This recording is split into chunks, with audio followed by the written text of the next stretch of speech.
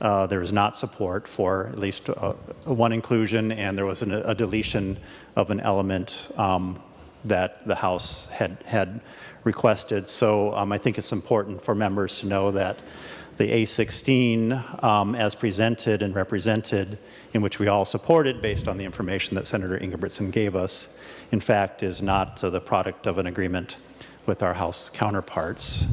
I also asked a question about one of the projects which provides some direct funding to a company called DEMCON, and what the public benefit would result in, whether there's a public partner in the research portion.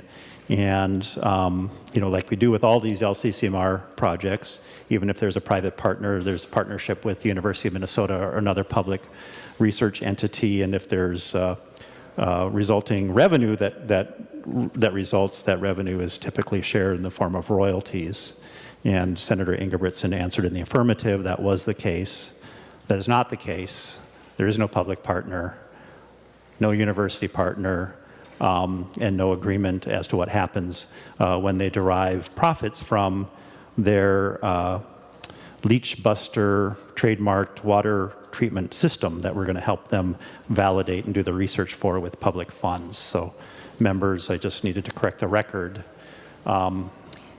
Senator Dibble, you asked Senator Ingebrigtsen to yield for a question. Yes, and I said I needed to preface my question with some comments. I've made those comments. I will now ask Senator Ingebrigtsen a question.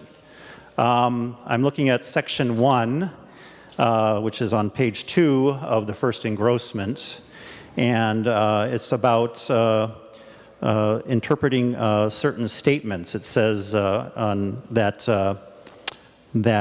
there is no policy, guideline, bulletin, manual, standard, interpretive statement, or anything that the DNR can use, or one of the, it's either DNR or PCA, but whatever it is. Basically, it says that if in fact there's some sort of a communication, guidance, bulletins, et cetera, it would have to go through the entire rulemaking process. And so I'm wondering what problem is this trying to solve? And what, why are we doing this? This happens all the time, and it is a way in which the agencies communicate with those who are doing things under their permits out in the real world. These are the rulemaking things I believe you're talking about. Make recommendations.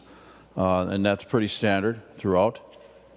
Also, with the questions in regards to the appropriations being agreed upon, they were agreed upon.